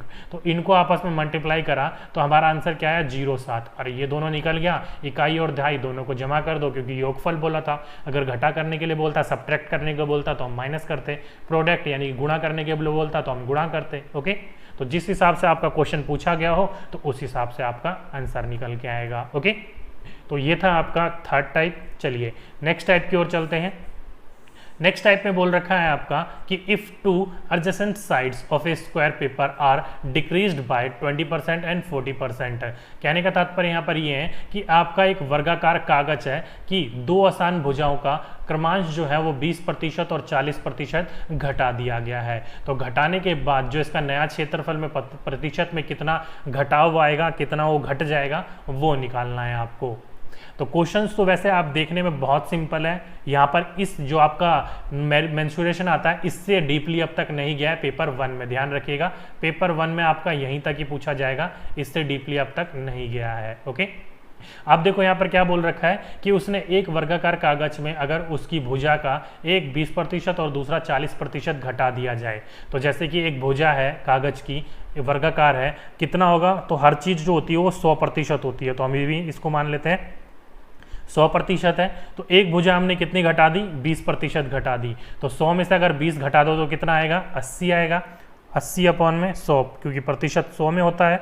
और दूसरी 40% घटा दी, 100 में से 40 घटाएंगे तो 60, गुणा कर देंगे 100, क्योंकि प्रतिशत में हमेशा नीचे 100 आता है। तो ये 100 से ये 100 कट गया, 1 0 2 0, ये 2 0 कट गई, बचा ऊपर 8 और 6, तो 8 6 48 आ जाएगा। तो कितना आ गया आपका 48%। लेकिन आपका अभी आंसर नहीं आया है, ये ध्यान रखिएगा। अगर आपने आंसर 48 देखकर यहाँ टिक मार दिया तो आपकी गलत हो जाएगा। लेकिन ध्यान रखिएगा वैल्यू कितनी थी हमारे पास, मतलब प्रोडक्ट कितना था हमारे पास, टोटल 100 था, उसमें जो कमी आई है 20% और 40% की वजह से, लेकिन हमने उसको रिवर्स करके लिखा है कि 20% घटाया तो 80, 40% घटाया तो 60। लेकिन अभी आपका प्रोडक्ट कितना आया, वो 40% आया है। लेकिन अब आपको 100 में से 48% घटाना है। अब 100 में से जब भी आप 48% घटाओगे तब जाकर आंसर निकल के आएगा, और 100 में से 48 घटाएंगे तो क्या आएगा आपका 52%, और ये जाकर आपका बिल्कुल सही आंसर होगा। तो इस हिसाब से ऑप्शन नंबर सेकंड इसका बिल्कुल सही आंसर था। ओके, यहाँ पर बच्चे यही गलती कर देते हैं, तो बस वो 48 देखते हैं, आंसर निकल आया, फटाक दनी से आंसर लगा देते हैं और आगे बढ़ जाते हैं। लेकिन यहाँ पर 48 ना होकर क्या निकलेगा आपका आंसर 52, क्योंकि 48 जो निकली वो प्रोडक्शन के निकली है कि कितनी कमी हुई है। ध्यान रखिएगा, वो जो आपका प्रोडक्ट है आखिर वो बचा कितना है, वो हमें निकालना था कि कितने प्रतिशत का वहाँ पर कमी निकल के आई है। तो कितने प्रतिशत की कमी निकली है, वहाँ पर 52% की कमी निकली है। फॉर एग्जाम्पल अगर मैं आपको बोलूँ कि कोई प्रोडक्ट आपका 100 जिसमें हमने कमाई करके लाभ कमाया है 120%, मतलब 100 था उसमें हमने लाभ कितना कर लिया 120, तो 100 में से 120 घटाओगे तभी तो पता चलेगा आपको 20% हमने वहाँ पर क्या कमाया, मुनाफा कमाया है। 100% तो हमारा सामान ही था ना, तो उसी प्रकार से 48 जो था वो पूरा क्या था, लॉस, लेकिन प्रोडक्ट क्या है आपका, वो 52% है। तो इस हिसाब से क्या होगा आंसर, 52% इसका बिल्कुल सही आंसर होगा। ओके, चलिए नेक्स्ट क्वेश्चन और आज का लास्ट टाइप जो कि इंपॉर्टेंट है, ध्यान रखिएगा। अब यहाँ पर देखो क्वेश्चन तो बोल रखा है यूनिट डिजिट इन 13 की पावर 2003 इज, यानी कि 13 की पावर 2003 में इकाई के स्थान पर आएगा। तो ध्यान रखिएगा इकाई के स्थान पर बोल रखा है, यूनिट डिजिट बोल रखी है दोबारा। ओके, तो इस क्वेश्चन को देखकर बच्चे काफी कंफ्यूज हो जाएंगे कि 13 को 2003 बार हम कैसे मल्टीप्लाई करें। कोई जरूरत नहीं है आपको 13 को 2003 से मल्टीप्लाई करने की। सिंपली एक बात को ध्यान रखिएगा मेरी, कि जो यहाँ पर 13 लिख रखा है और उसकी पावर 2003 लिख रखी है, तो लास्ट की 2 डिजिट जो है इस चीज को ध्यान रखनी है आपको। कितनी भी इसकी पावर लगा दो आप, 1 करोड़ 2 करोड़, बस लास्ट की 2 डिजिट को ध्यान रखिएगा। उसको हमेशा किससे डिवाइड करना है, तो 4 से डिवाइड करना है, 4 से डिवाइड करना है। तो आप सभी को पता है अगर मैं 03 को 4 से भाग करूंगा तो 4 0 तो आता ही नहीं है, तो मतलब 3 ही बचेगा इसका। ओके, तो 3 ही हम उसको मान लेंगे। तो अब क्या करेंगे, तो 13 की पावर हम क्या मानेंगे, 3 मानेंगे। तो इस हिसाब से 13 गुणा 13 ये होगा आपका। और पूछा क्या है उसने, इकाई स्थान पूछा है, मतलब लास्ट वाली ये वाली डिजिट पूछी है। तो 13 को 13 से मल्टीप्लाई करने की कोई जरूरत नहीं है, लास्ट वाली इकाई स्थान को केवल मल्टीप्लाई करो। तो 3 तिया 9 और 9 तिया 27, लेकिन 27 का 27 लिखने की जरूरत नहीं है यहाँ पर आपको। 27 में से हमें क्या लिखना है, वो इकाई स्थान पे पूछा है 7। तो 27 क्यों, क्योंकि 27 देखो यूनिट डिजिट और फिर 10 डिजिट, इकाई दहाई यहाँ तो आराम से इकाई पूछा है, तो इकाई क्या होगा 7 होगा। तो इस हिसाब से आंसर क्या होगा इसका, ऑप्शन नंबर सेकंड इसका बिल्कुल सही आंसर होगा। ओके, अब यहाँ पर कई बच्चे कंफ्यूज हो रहे होंगे कि अगर 13 की पावर 2004 होती तो फिर क्या होता। तो देखो लास्ट 2 डिजिट को हम 4 से डिवाइड करेंगे, तो 4 के पावर में 4 तो आता है, कट गया, तो पावर हम वहां पर 1 लिखेंगे नहीं। जब अगर ये पूरा का पूरा कट जाए, कुछ भी रिमाइंडर ना बचे, तो जो पावर आपने 4 से डिवाइड करा है वही उसकी पावर हो जाएगी। मतलब 13 की पावर यहाँ क्या हो जाएगी, 4 हो जाएगी। ध्यान रखिएगा इस बात को कि अगर लास्ट की 2 डिजिट 4 से कट रही है प्रॉपरली, तो आपका जो पावर हो जाएगा, जो संख्या दे रखी है वो पावर क्या हो जाएगी उसकी 4 ही हो जाएगी। अगर कुछ रिमाइंडर बच रहा है, जैसे कि यहाँ पर 3 रिमाइंडर बच रहा था, तो पावर क्या हो जाएगी 3 हो जाएगी। ओके, इस चीज़ को ध्यान रखिएगा।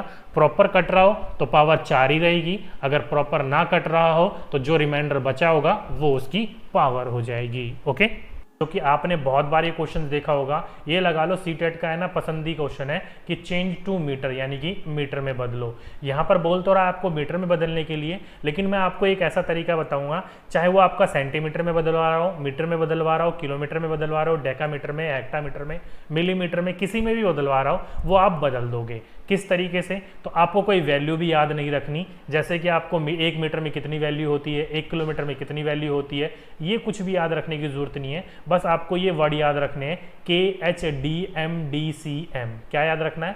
KHDMDCM। ये भी आपको याद रखने के लिए टेंशन मत लीजिएगा, मैं आपको याद करवाऊंगा।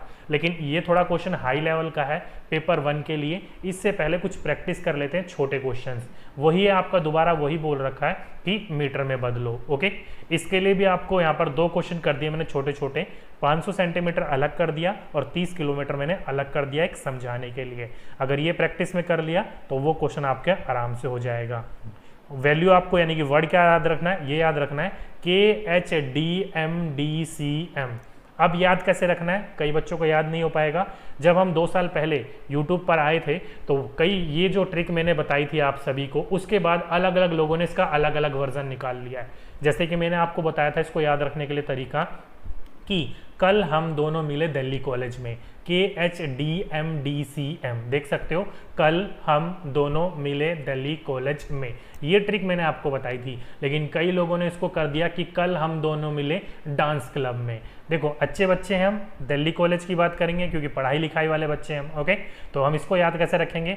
कल हम दोनों मिले दिल्ली कॉलेज में। ओके, 2 बार रिपीट करिए मेरे पीछे, कल हम दोनों मिले दिल्ली कॉलेज में, कल हम दोनों मिले दिल्ली कॉलेज में। अब इसकी फुल फॉर्म क्या है तो वो मैं आपको बता देता हूँ। तो इसकी फुल फॉर्म होती है आपकी, पहले के की, वो होती है आपकी किलोमीटर, फिर होता है हेक्टामीटर, फिर होता है आपका डेकामीटर, फिर होता है मीटर, फिर होता है डेसीमीटर, फिर होता है सेंटीमीटर और फिर होता है आपका मिलीमीटर। ओके, अब आपको पता चल गया ये मैं किस लिए याद करवा रहा था। Kilometre, hectametre, decametre, metre, decimetre, centimetre और आपका मिलीमीटर, बड़े से छोटे की तरफ लेके गया हूं मैं आपको। ओके, अब यहाँ से क्वेश्चंस कैसे पूछे जा सकते हैं, कैसे आपको क्वेश्चन सॉल्व करना है। फॉर एग्जांपल के रूप में आपसे पहला क्वेश्चन दे रखा है कि 500 सेंटीमीटर को किस में बदलना है? हमें मीटर में बदलना है। तो 500 सेंटीमीटर को रिवर्स लिख दो सेंटीमीटर। सेंटीमीटर कहाँ पर है? तो ये आपका सेंटीमीटर है, तो यहाँ से वैल्यू को रिवर्स लिखना शुरू करो। तो रिवर्स में 500 सेंटीमीटर को कैसे लिखेंगे हम? पहले लिखेंगे 0, फिर डेका, यहाँ आपका आ जाता है, क्या आता है? वो आता है आपका डेसीमीटर। डेसीमीटर के नीचे लिखेंगे 0, फिर आएगा मीटर। तो मीटर बदलना जिसमें भी हो ना, पीछे से अगर आप आ रहे हो, जिसमें बदलना हो वहां पर आपको पॉइंट लगाना पड़ेगा। जैसे कि हम मीटर में बदल रहे हैं तो हम यहाँ पर लगाएंगे पॉइंट, जो वैल्यू बची हो उसके आगे लिख दो। 5 बचा है, हम यहाँ 5 लिख देंगे। तो आप सभी को पता है पॉइंट के बाद कोई भी वैल्यू हो उसके इतने मायने नहीं होते, खासकर 0 हो तो उसका कोई मायने नहीं होता है। ओके, तो 500 सेंटीमीटर कितने मीटर के बराबर होगा? तो वो 5 मीटर के बराबर होगा। देखो, वैल्यू भी याद नहीं रखी आपने किसी चीज की और आपसे सॉल्यूशन भी हो गया। ओके, 500 सेंटीमीटर कितने मीटर के बराबर होता है? तो 5 मीटर के बराबर होता है। ओके, ध्यान रखिएगा, जब भी हम पीछे से आएंगे तो जो भी बदल रहे हो उसके आगे पॉइंट लगाएंगे, और जब भी हम आगे से जाएंगे तो जहां पर बदलना है उसके आगे हम 0 0 लगाएंगे। फॉर एग्जाम्पल, छोटे वाला तो मैंने बता दिया आपको 500 सेंटीमीटर। अब बात कर लेते हैं 30 किलोमीटर की। तो 30 किलोमीटर को किस में बदलना है? हमें मीटर में बदलना है, यानी कि बड़े को छोटे में बदलना है। तो किलोमीटर कहाँ पर आता है? तो किलोमीटर की वैल्यू ये वाली है। तो इसके नीचे जितनी वैल्यू बोल रखी हो वो पूरा का पूरा लिख दो। कितना बोल रखा है इसने? ये बोल रखा है इसने 30। तो यहाँ पर इसके नीचे पूरा का पूरा 30 लिख दो, आगे नहीं लिखना, पूरा का पूरा 30 लिख दो इसके नीचे। ओके, तो 30 किलोमीटर था, हमने के नीचे पूरा का पूरा 30 लिख दिया। कहाँ तक बदलना है हमें? मीटर में। तो जहाँ तक बदलने के लिए बोल रहा है वहाँ तक 0 लिखो। तो 0 0 और मीटर के नीचे 0। तो 30 किलोमीटर के अंदर कितना हो जाएगा वो आपका मीटर में? तो वो 30,000 मीटर हो जाएगा। कितना हो जाएगा? 30,000।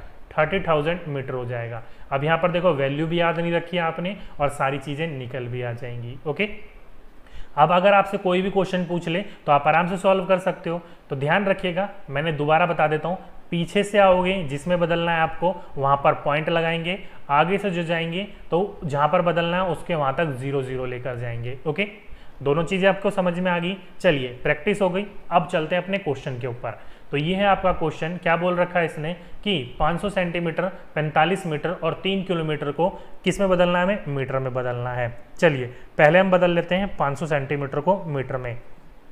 तो सेंटीमीटर ये रहा, इसके नीचे लिखो 0, फिर डेसीमीटर के नीचे लिखो 0, मीटर में बदलना है उसके नीचे लिखो पॉइंट, और क्या आएगा आपका यहाँ पर बचा हुआ 5। 500 सेंटीमीटर बदल गया मीटर में। 45 मीटर, तो 45 का तो मीटर में मीटर ही रहेगा, इसको छोड़ दो। 3 किलोमीटर, तो 3 किलोमीटर को बदलने के लिए किलोमीटर की वैल्यू कहाँ है, यहाँ पर है, तो 3 इसके नीचे पूरा का पूरा लिख दिया। मीटर तक 0 ले जाओ, 0 0 और 0, तो 3 किलोमीटर के अंदर कितना मीटर आ जाता है, 3000 मीटर। अब देखो क्या क्या वैल्यू बची हमारे पास, अब हमारे पास 45, तो इसके नीचे हमने 45 लिख दिया और इसके नीचे हमने 5 लिख दिया, क्योंकि पॉइंट के बाद 0 का कोई वैल्यू का मायने नहीं होता है। तो इसको अब क्या बोल रखा है इसने, वो बोल रखा है इसने, ध्यान रखिएगा, प्लस करने के लिए। देखो यहाँ प्लस है, यहाँ प्लस है, अब यहाँ पर वैल्यू जो भी हो उस हिसाब से करोगे, मल्टीप्लाई है तो मल्टीप्लाई करोगे, प्लस है तो प्लस करोगे। तो अगर हम इसको प्लस करें तो 5 5 10, 4 और 1 5, 0 का 0 और ये आएगा 3, ये वैल्यू निकल गई। तो कितना हो जाएगा इसके अंदर, तो 3050 मीटर इसका आंसर सही आंसर होगा आपका। ओके, तो ऐसे आपका वैल्यू करके पूछा जाए, निकाला जाए, तो आपको कुछ भी याद नहीं रखना है, बस एक लाइन याद रखनी है, कल हम दोनों मिले दिल्ली कॉलेज में। पीछे से जब भी जाओगे, जहाँ तक पॉइंट आपको चेंज करना है वहाँ तक आपको क्या लिखना है, पॉइंट लगाना है। आगे से जाओगे तो जहाँ तक चेंज करना है वहाँ तक हमें 0 लगाना है। ओके, और जो भी आपने बोल रखा, प्लस बोल रखा तो प्लस कर दो, माइनस बोल रखा तो माइनस कर दो। जैसे कि यहाँ पर प्लस बोल रखा था तो हमने सिंपली प्लस करके आंसर ला दिया आपने। ओके, और प्लस ध्यान रखिएगा, पीछे से प्लस करना होता है, कहीं आप आगे से प्लस करने लग जाओ, 45 30 के नीचे लिख दो तो गलत आंसर हो जाएगा आपका। ओके, तो 3050 मीटर इसका सही आंसर था। ओके, ये था आपका बहुत इंपॉर्टेंट क्वेश्चन। ये आप ये लगा लो कि सीटेट का जो है वो आपका ये मोस्ट इंपॉर्टेंट क्वेश्चन है, वो आपका पूछा जाता है ये आपका। ओके, मोस्ट इंपॉर्टेंट लगा लो इस टाइप को। इस टाइप के जितने क्वेश्चंस हो सकते हैं प्रैक्टिस करते रहिए, जो कि मैंने आपको प्रैक्टिस करने के लिए क्वेश्चंस दे रखे हैं, पीडीएफ दे रखा है इस डिस्क्रिप्शन बॉक्स में, और पहले जो कल क्लास ली थी मैंने उसमें भी दिया था। लेकिन कई बच्चे कहते हैं कि सर वहाँ से है ना आपका पीडीएफ डाउनलोड नहीं हो रहा है, तो मैंने आपका पीडीएफ जो है टेलीग्राम ग्रुप पर भी आपका शेयर कर दिया था। अगर आप टेलीग्राम ग्रुप से अब तक ज्वाइन नहीं हुए हो तो ज्वाइन हो जाइए। सिंपली आपको करना कुछ नहीं है, नीचे एप्लीकेशन मैंने डिस्क्रिप्शन में लिंक दे रखा है उसका, कई बार वो लिंक चलता नहीं है तो आप प्ले स्टोर में जाकर टेलीग्राम ग्रुप यानी कि टेलीग्राम ऐप को डाउनलोड करो, सर्च बार में सर्च मारो डीके गुप्ता, हमारा ही यूट्यूब का चैनल का लोगो दिख जाएगा और वही आपको ज्वाइन कर लो, फ्री ऑफ कॉस्ट है, वहाँ से आपको पूरा का पूरा पीडीएफ मिल जाएगा इसका। ओके, चलिए अब बात करते हैं पूरा का। मैंने आपको क्या बोला था कि अब हम करेंगे ज्योमेट्री के क्वेश्चन। तो पहला क्वेश्चन ज्योमेट्री का आता है आपका कि the length of rectangle is I, यानी कि एक रेक्टेंगल है उसकी लेंथ क्या बोल रखी है उसने आई है, और वाइड क्या बोल रखी है उसकी half of this length. What will be the perimeter of rectangle if the length is doubled keeping the same? कहने का मतलब है आपका एक रेक्टेंगल है, एक आयत है, उसकी लंबाई क्या बोल रखी है, आई बोल रखी है, और इसकी चौड़ाई जो है वो लंबाई से कितनी है, आधी है। इस आयत का परिमाप क्या होगा यदि उसकी लंबाई दुगनी कर दी जाए एवं उसकी चौड़ाई क्या करें, समान रखें, कोई उसमें परिवर्तन नहीं लाएं। तो पहला क्वेश्चन ये आ जाता है। अब क्वेश्चन सॉल्व करने से पहले तो आपको पता होना चाहिए कि रेक्टेंगल यानी कि आयत जो होता है उसका फॉर्मूला क्या होता है। तो जैसे कि मैंने आपको बोला बेसिक, आपको बेसिक याद रखना है। बेसिक कहने का मतलब है यहाँ पर कि आपको ज़्यादा इसमें वो नहीं करना जो कि DSSB, KVS, NVS, CTET paper 2 में पूछा जाता है, वैसा आपको याद नहीं रखना। केवल आपको 3 चीज़ें याद रखनी है, यहाँ पर लिख देता हूँ मैं आपका, अगर आप लिखना चाहो तो लिख सकते हो कि रेक्टेंगल का जो फॉर्मूला होता है जो कि आपकी साइड्स होती हैं जैसे कि एरिया या पेरीमीटर या फिर डायगोनल, ये 3 चीज़ें याद रखनी है आपको। ओके, तो एरिया रेक्टेंगल का क्या होता है, तो 1L × B, यानी कि लेंथ इंटू ब्रेथ, लंबाई चौड़ाई गुना चौड़ाई जो कर लो तो एरिया निकल जाता है रेक्टेंगल का। पेरीमीटर की बात करें जाए तो 2l प्लस में b यानी कि लेंथ प्लस में ब्रेथ कर दो तो आपकी पेरीमीटर निकल जाएगा। और डायगोनल निकालने के लिए रूट में l इंटू यानी कि रूट में l स्क्वायर प्लस में ब्रेथ स्क्वायर, लंबाई चौड़ाई का क्या कर लो आप वर्ग निकाल दो, आपका डायगोनल निकल जाएगा। ओके, ये 3 फॉर्मूले याद रखने हैं आपको, बस ये 3 फॉर्मूले याद रख लिया, आपके रेक्टेंगल का जितने भी क्वेश्चंस पूछे जाएंगे वो सारे के सारे सॉल्व हो जाएंगे। ओके, चलिए अब फाइंड कर लेते हैं इस क्वेश्चन में क्या बोल रखा है कि एक रेक्टेंगल है। चलो रेक्टेंगल बना लेते हैं, एडजस्ट कर लेना, छोटा सा रेक्टेंगल है क्योंकि यहाँ पर बनाना अभी नहीं आता मुझे इस पैड पर, क्योंकि डिजिटल है, धीरे धीरे संभाल लेंगे। ओके, तो यहाँ पर क्या बोल रखा है इसने, एक पेरीमीटर दे रखा है आपका कि रेक्टेंगल दे रखा है, सॉरी रेक्टेंगल मैंने बना दिया। इसने क्या बोल रखा है कि इसकी रेक्टेंगल की जो लेंथ है वो क्या है, आई है, आई मान ली हमने, और इसकी जो यानी कि चौड़ाई है आपकी वाइड्थ है इसकी वो कितनी है, वो उसकी आधी है। तो आई है तो आई का हम इसका क्या कर देंगे, हाफ कर देंगे। ठीक है, आगे क्या बोल रखा है कि इस आयत का परिमाप यानी कि आपको क्या निकालना है, इसका पेरीमीटर निकालना है। पेरीमीटर का फॉर्मूला मैंने अभी आपको बताया, 2l प्लस में b निकालना है। अगर आगे बोल रखा है यदि उसकी लंबाई दुगनी कर दी जाए, यानी कि इसकी लंबाई हमने दुगनी कर दी और उसकी चौड़ाई समान रखें, मतलब यही रखें, तो इसका आपका क्या निकालना है, परिमाप निकालना है। तो देखो सिंपली पहले तो आपको ये पता होना चाहिए कि पेरीमीटर का फॉर्मूला क्या होता है, परिमाप का फॉर्मूला क्या होता है, तभी इस क्वेश्चन को सॉल्व कर पाओगे। तो परिमाप का फॉर्मूला होता है 2l प्लस में b, ये होता है आपका परिमाप का फॉर्मूला। अब फॉर्मूले में वैल्यू पुट कर दो, आपका आंसर निकल आएगा। तो l की जगह पर यानी कि 2 का 2 होगा, l की जगह पर हम 2i लिख सकते हैं, प्लस में ब्रेथ की जगह पर हम i अपॉन में 2 लिख सकते हैं। अब इसको सॉल्व करोगे तो 2 को एक बार इससे मल्टीप्लाई करना है, फिर 2 को एक बार इससे मल्टीप्लाई करना है, तो 2 दूनी 4 यानी कि 4i आ जाएगा, प्लस में 2i अपॉन में 2 हो जाएगा। ठीक, अब इसको हम डायरेक्टली यहाँ से यहाँ नहीं काट सकते, काटने से पहले हमें इसको पूरे के दोनों से एलसीएम लेना पड़ेगा, तब जाके काटोगे। तो एलसीएम लोगे तो अपॉन में आ जाएगा आपका 2, और ये जो होगा यहाँ पर इसके नीचे कोई वैल्यू नहीं है, 1 मानेंगे, तो 1 जो दुगना होता है, एलसीएम तो लेना ही आता होगा सभी को, वो चीज़ आप सभी को पता ही होगी, तो उसका दुगना कर देंगे हम। तो 8, 4 का दुगना क्या हो जाएगा, 8 हो जाएगा, यानी कि 1 पर 2 आता है तो 4 दूनी 8 आई हो जाएगा, प्लस में 2i, यहाँ पर ये सेम रहेगा क्योंकि इसके नीचे 2 ही है, 2 एकम 2 ही पे कटता है, 2 1 जा 2 ही होता है, और उसको मल्टीप्लाई करोगे तो 2i ही होगा। ओके, अब आगे करोगे तो 8 और 2 10 होता है, 10i हो जाएगा ये आपका, अपॉन में 2 हो जाएगा। 2 से 10 को काटोगे तो 5 पे कटेगा, तो आंसर क्या आ जाएगा आपका, 5i आ जाएगा। ओके, तो इस हिसाब से आंसर जो होगा वो इसका बिल्कुल सही आंसर होगा, वो सेकंड आंसर बिल्कुल सही आंसर होगा।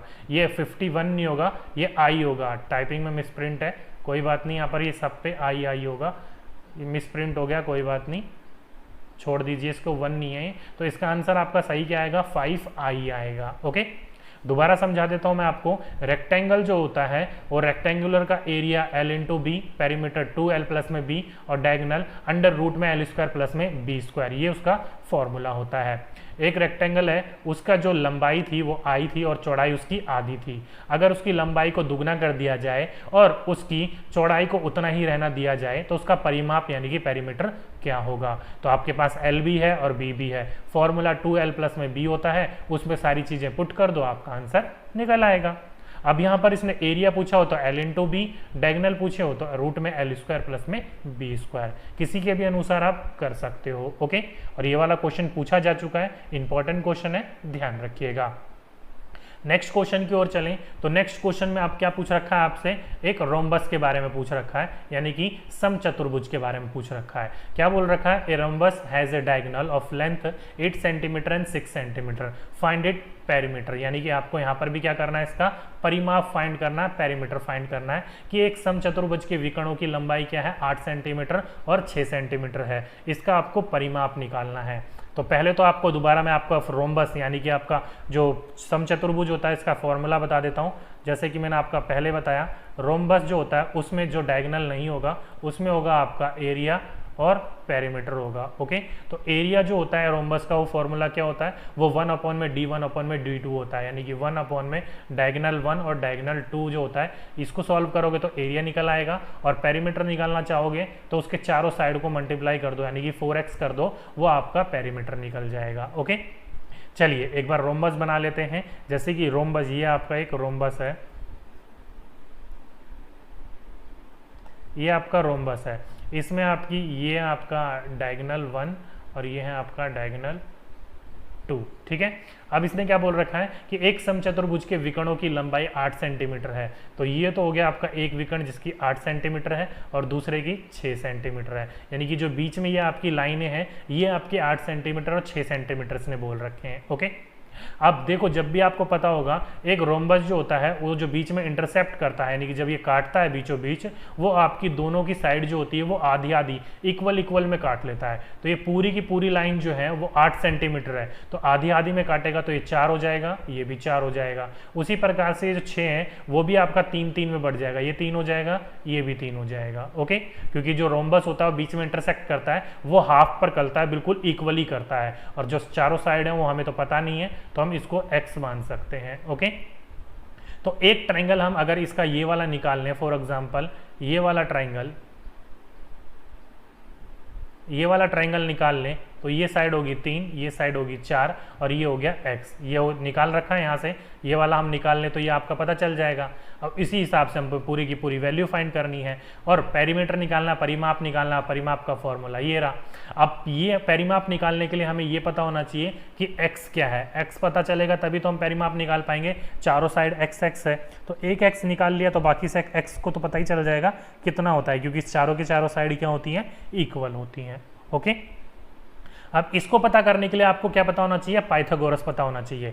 पाइथागोरस का फॉर्मूला आप सभी को पता है, length square plus breadth square plus में हाइट स्क्वायर, ये होता है आपका पाइथागोरस। अब देखो लेंथ और ब्रेथ तो आपको दे रखी है कि 3 स्क्वायर प्लस में 4 स्क्वायर इज इक्वल टू में हाइट स्क्वायर, ये नहीं पता, 4 था 3 था, ये पता है।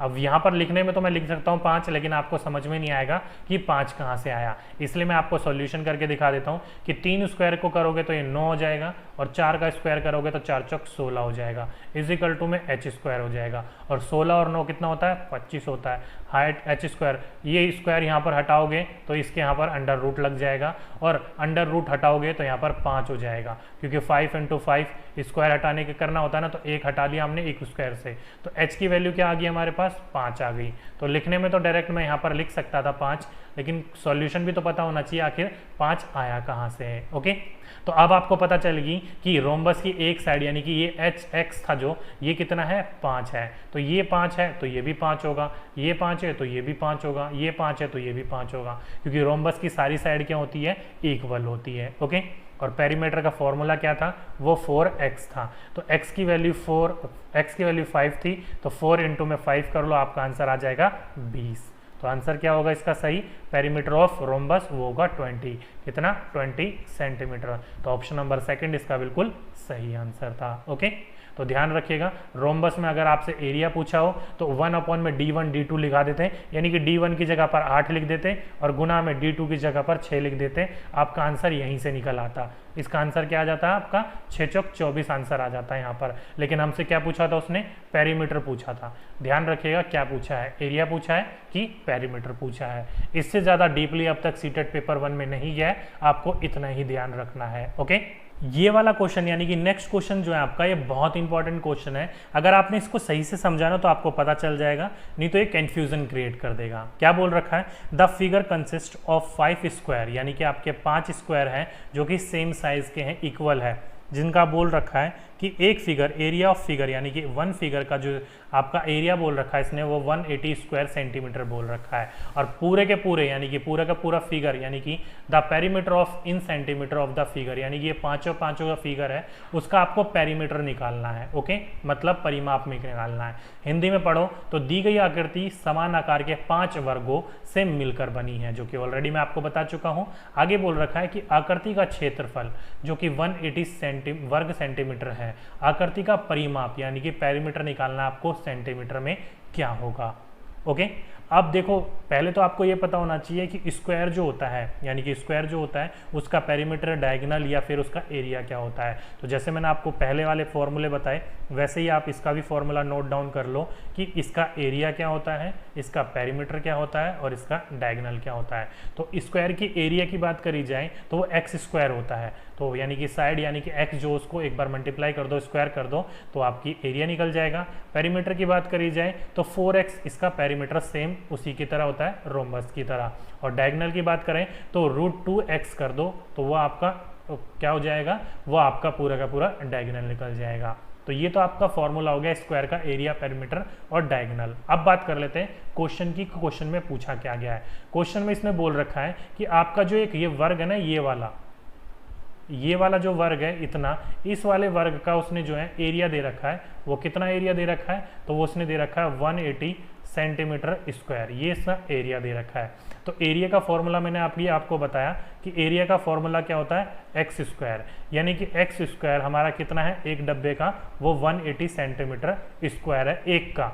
लेकिन पूछा कितने का है, 5 का, 1 2 3 4 और ये 5 डब्बे हैं। तो 5 डब्बे के अगर हम निकालना चाहें एक वैल्यू तो 5 का हम कर दे सकते हैं, इसका 5x square is equal to में 180 लिख सकता हूं मैं, क्योंकि एक का दे रखा है, हमें निकालना है किसका है, पांचों के पांचों का पेरीमीटर निकालना है। तो सबसे पहले तो हमें वैल्यू पता होनी चाहिए कि आखिर वैल्यू होगी क्या। तो अगर मैं इसको एक्स स्क्वायर को इज इक्वल टू में 180 अपॉन में 5 कर दूं, कर सकता हूं, नीचे आ जाएगा। इसको अगर मैं इससे काट दूं तो 5 3 15 और बचा कितना आपका यहाँ पर, वो 3 और 5 6 30 हो जाता है, यानी कि हो जाएगा 36 इस हिसाब से। ओके, अब यहाँ पर देखो स्क्वायर है तो स्क्वायर हटाओगे तो यहाँ पर रूट लग जाएगा और 36 का रूट क्या होता है, वो 6 होता है, 6 6 36। तो x की वैल्यू हमारे यहाँ से क्या निकल के आई, तो x की वैल्यू निकल के आई हमारी 6। तो इस हिसाब से जो इसके साइड है यानी कि ये और ये कितनी है, 6 6 6 और 6। अब यहाँ पर देखो बोल रखा है इसने कि जो ये स्क्वायर है, जो ये आपका पूरा का पूरा आकृति दे रखी है, फिगर दे रखी है, वो पूरे के पूरे क्या है, सेम है। ये सारे के सारे जो वर्ग है वो सेम है। तो इस हिसाब से ये भी 6 होगा, ये भी 6 होगा, ये भी 6 होगा, ये भी 6 होगा, ये भी और ये भी, ये सारे के सारे 6 होंगे। अंदर वाला साइड ये वाला है ना, ये आपका पेरीमीटर में काउंट नहीं होता है, ये आपका एरिया में काउंट हो जाएगा। ओके, हमें जो बाहर वाली साइड होती है यानी कि जो ये आपका ये होता है ना, ये बाहर वाला, ये आपका परिमाप में काउंट होता है। ओके, क्योंकि हमें किस चीज़ से मतलब है, पेरीमीटर से मतलब है, बाकी किसी चीज़ से मतलब नहीं है। चलिए काउंट कर लेते हैं। तो एक ये बाहर वाला, 1 2 3 4 5 6 7 8 9 10 11 और 12। तो 12 है आपके बाहर। आउटलाइनिंग देखो, बाहर वाली लाइन जो है वो पांचों सर्कल को मिला के कितनी है, 12 है।